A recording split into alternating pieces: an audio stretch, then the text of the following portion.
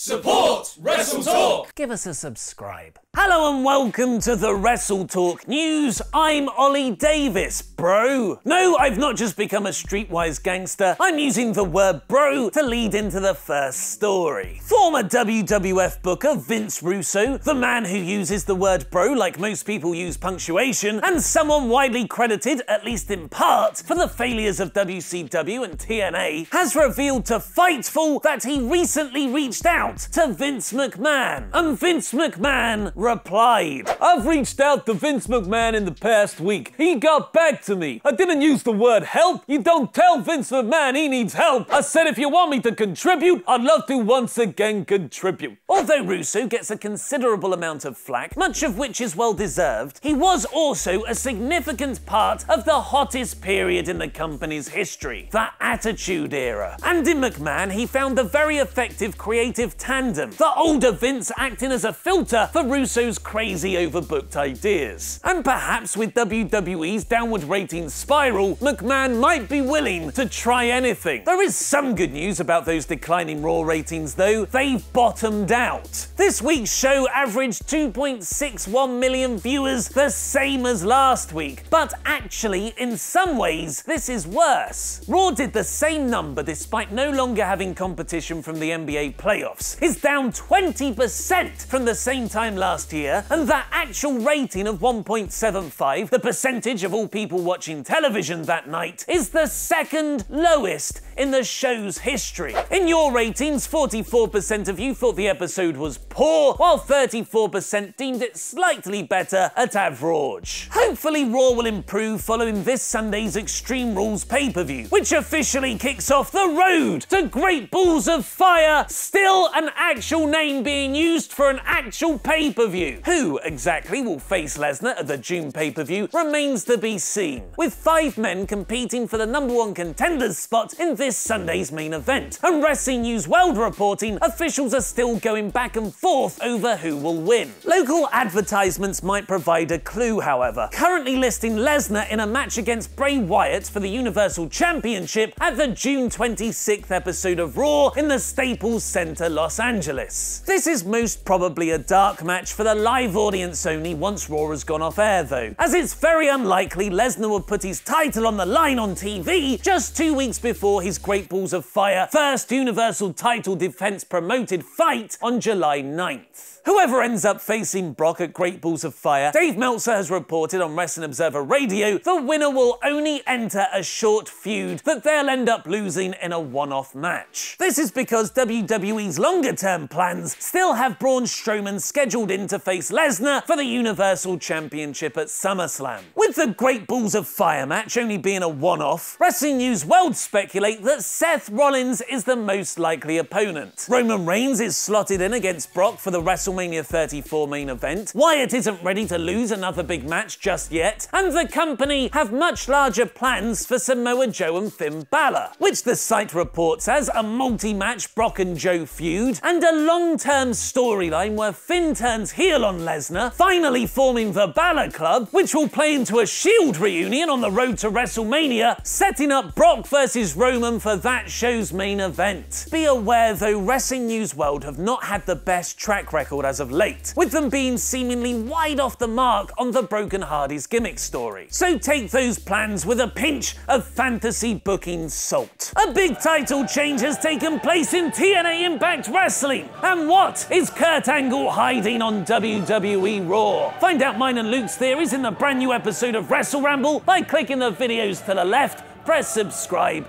and support WrestleTalk on Patreon. I've been Ollie Davis, and that was wrestling.